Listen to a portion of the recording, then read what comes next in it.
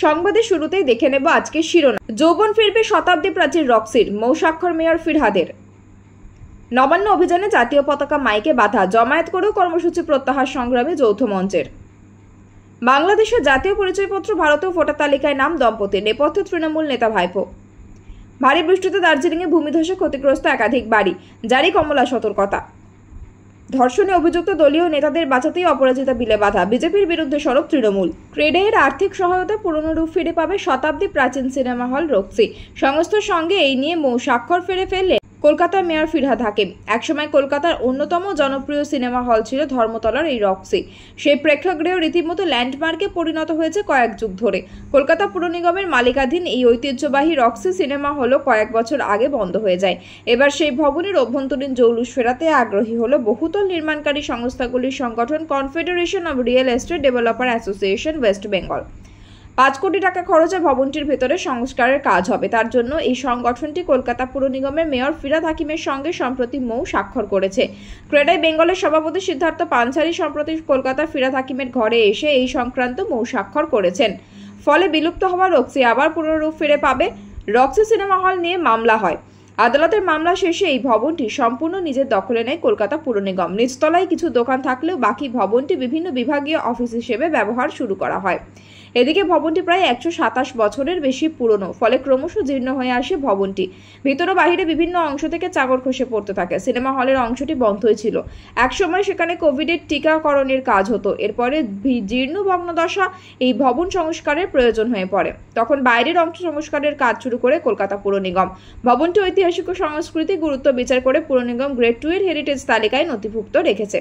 ফলে ভবনটির বাইরের অংশ কোনোভাবেই কোনো নকশা বা পরিকাঠামোগত পরিবর্তন করা যাবে না আইন অনুসারে।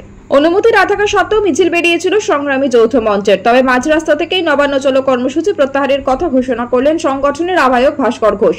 প্রাকৃতিক দুর্যোগ প্রশাসনের অনুরোধে স্থগিত এই কর্মসূচি। তবে বার্তা স্পষ্ট, শান্তিপূর্ণ আন্দোলনের জন্য অনুমতি লাগে না। তবে এই প্রত্যাহারের মধ্যেও আন্দোলনের স্বর স্থিমিত হয়নি, বরং আরো বৃহত্তর কর্মসূচির ইঙ্গিত দিয়ে গেলেন মঞ্চের আহ্বায়ক ভাস্কর ঘোষ। তিনি বলেন, প্রশাসনের তরফে আজকের কর্মসূচি রুখে দেওয়ার চেষ্টা করা হয়েছে। তবুও আমরা আন্দোলনের প্রস্তুতি নিয়েছিলাম। তবে প্রাকৃতিক দুর্যোগ এবং পুলিশের অনুরোধে সর্বসম্মতভাবে আজকের কর্মসূচি প্রত্যাহার করা হয়েছে। ভাস্কর ঘোষ স্পষ্ট জানিয়ে দেন, এই আন্দোলনের মাধ্যমে একটা গুরুত্বপূর্ণ বার্তা দেওয়া হয়েছে। শান্তিপূর্ণ গণতান্ত্রিক প্রতিবাদের জন্য সরকারের অনুমতি প্রয়োজন হয় না। সংবিধান আমাদের সেই অধিকার দিয়েছে। আজ আমরা আন্দোলনের প্রত্যাহার করলাম ঠিকই, কিন্তু এই অভিজ্ঞতা থেকে আগামী দিনে আরো বৃহত্তর আন্দোলনের পথে আমরা এগোবো। সেই আন্দোলন হবে শান্তিপূর্ণ, গণতান্ত্রিক এবং দুর্নীতির বিরুদ্ধে সোচ্চার। তবে নবান্ন চলো কর্মসূচিতে জাতীয় পতাকা, মাইক, ব্যানার বহন করার জন্য যে গাড়ি ভাড়া করা হয়েছিল তা আটকে দেওয়া হয়। এই ঘটনায় ক্ষুব্ধ সংগ্রামী যৌথ মঞ্চ সরাসরি ডেপুটি কমিশনারের বিরুদ্ধে অভিযোগ জানিয়ে লিখিতভাবে কলকাতা পুলিশ কমিশনারকে চিঠি দিয়েছে। মঞ্চের বক্তব্য, শান্তিপূর্ণ আন্দোলনে জাতীয় পতাকা বহন কি সত্যি বেআইনি? এ কেমন গণতন্ত্র? তাদের দাবি, ভারতীয় সংবিধান অনুযায়ী শান্তিপূর্ণভাবে মত প্রকাশের অধিকার মৌলিক অধিকার। জাতীয় পতাকা ও মাইক নিয়ে প্রতিবাদ করায় যদি বেআইনি হয়, তবে সেটা দেশের গণতন্ত্রের অপমান। নাগরিক বাংলাদেশের, সে দেশের ভোটার তালিকায় নাম রয়েছে দম্পতির। তাদেরই নাম এবার ভারতের ভোটার তালিকায়। শুধু নাম তোলা নয়, এদেশে পাকাপাকিভাবে তারা বসবাস শুরু করেছেন বলে অভিযোগ। যে ঘটনাকে কেন্দ্র করে হইচই পড়ে গিয়েছে উত্তর 24 পরগনা জেলার সীমান্তবর্তী হাসনাবাদ এলাকায়। অভিযুক্ত দম্পতির নাম আকবর আলী গাজী এবং ফারহানা গাজী। এই ঘটনায় বাংলাদেশে ওই দম্পতির এক ভারতীয় আত্মীয়ের নাম জড়িয়েছে। তার নাম গিয়াসউদ্দিন গাজী। তিনি আবার তৃণমূলের মাখলগাছা অঞ্চলের সম্পাদক। অভিযোগ, ওই শাসক নেতার মদতে দিনের পর দিন অবৈধভাবে ভারতে বসবাস করছেন বাংলাদেশের নাগরিক স্বামী স্ত্রী। যদিও ঘটনাটি প্রকাশ্যে আসতেই গা ঢাকা দিয়েছেন তারা। ঘটনার কথা স্বীকার করে ঘুরিয়ে দলেরই ওই নেতাকে দোষেছেন মাখাল রাজা পঞ্চায়েতের তৃণমূল সদস্য। বিষয়টি খতিয়ে দেখে পদক্ষেপ করার আশ্বাস দিয়েছে জেলা প্রশাসন। জানা গিয়েছে, আকবর আলী গাজী এবং ফারহানা গাজী ঢাকা স্থায়ী বাসিন্দা।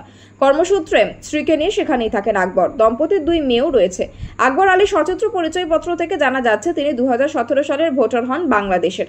পরবর্তী সময়ে তার স্ত্রী ফারিহানার নামও ওঠে বাংলাদেশের ভোটার তালিকায়। এরপর 2019 সালে স্বামী স্ত্রী দুজনেই বাংলাদেশ থেকে চলে আসেন ভারতে। হাসনাবাদের মাখালগাছা পঞ্চায়েত এলাকায় বসবাস করতে শুরু করেন। আকবরের ভাইপো গিয়াসউদ্দিন গাজীর বাড়ি রয়েছে হাসনাবাদের মাখালগাছা পঞ্চায়েত এলাকায়। অভিযোগ, বাংলাদেশ থেকে আসার পর তার বাড়িতেই আশ্রয় নেয় বাংলাদেশি দম্পতি। আর বাংলাদেশে ফেরেননি স্বামী স্ত্রী। 2019 সালে ভারতের ভোটার তালিকায় নাম উঠে যায় এই বাংলাদেশি নাগরিকের। নারী নিগ্রহ, শ্লীলতাহানি ও ধর্ষণের অভিযোগে ইতিমধ্যে অভিযুক্ত প্রভাবশালী বেশ কয়েকজন গেরুয়া নেতা। তাদের বাঁচাতে অপরাজিতা বিলে রাষ্ট্রপতির অনুমোদন আটকে দিয়েছে বিজেপি। শনিবার গেরুয়া শিবিরের অন্যতম দুই নেতা কৈলাস বিজয়বর্গীয় প্রদীপ যোশীর বিরুদ্ধে পুলিশে দায়ের হওয়া অভিযোগের উল্লেখ করে এমনই বিস্ফোরক দাবি করল তৃণমূল কংগ্রেস। শুধু এরাই নয়, অপরাজিতা বিল আইনে পরিণত হলে কার্তিক মহারাজের মতো একাধিক বিজেপি নেতাকে ভয়ঙ্কর শাস্তির মুখোমুখি হতে হবে। এদের সকলের বিরুদ্ধে মিথ্যা প্রতিশ্রুতি দিয়ে দলের মহিলা কর্মীদের দিনের পর দিন ধর্ষণ ও যৌন নিগ্রহের অভিযোগ রয়েছে।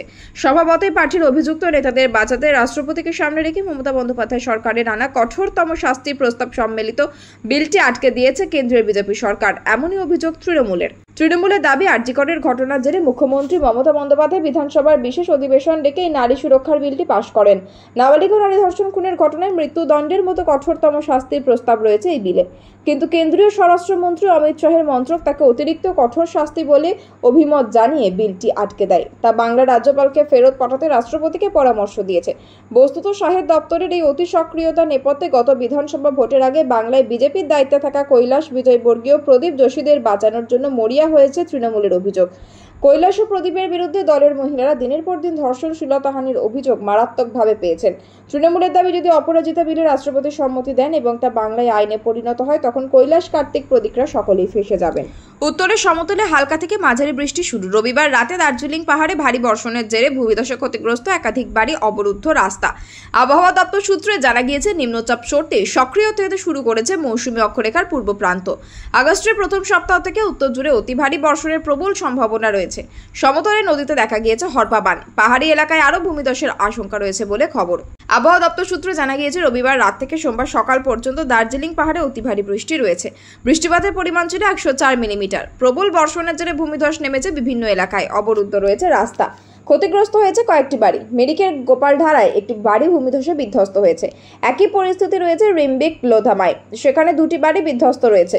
বিজনবাড়ির রাস্তায় ও রিম্বিকের রাস্তা অবরুদ্ধ হয়েছে। লেবংকাট রোডে গাছ উপড়ে পড়েছে। মানবঞ্জন থেকে বিজনবাড়ির রাস্তাও ভূমিধসে অবরুদ্ধ হয়েছে। সোমবার দিনভর পাহাড়ে হালকা বৃষ্টি চলেছে। দুপুরের পর সমতলে বৃষ্টি শুরু হয়েছে। এদিন তিস্তা নদীর জলস্তর বেড়েছে। সকালে তিস্তা বাজার এলাকায় জল ঢুকে পড়লে স্থানীয় বাসিন্দাদের মধ্যে আতঙ্ক ছড়ায়। উত্তরে মৌসুমী বায়ুর অক্ষরেখা ফের সক্রিয় হতে শুরু করেছে। বঙ্গোপসাগর থেকে প্রচুর জলীয় বাষ্প ঢুকছে। এই কারণে বৃষ্টির অনুকূল পরিস্থিতি তৈরি হয়েছে। তিনি আরও জানান, আগস্টের শুরু থেকে উত্তরের পাহাড় সমতলে তুমুল বৃষ্টির সম্ভাবনা রয়েছে। 2 আগস্ট থেকে বৃষ্টিপাতের তীব্রতা বাড়বে। দার্জিলিং ও কালিম্পং পাহাড়ে 200 মিলিমিটার পর্যন্ত বৃষ্টি হতে পারে বলে আশঙ্কা।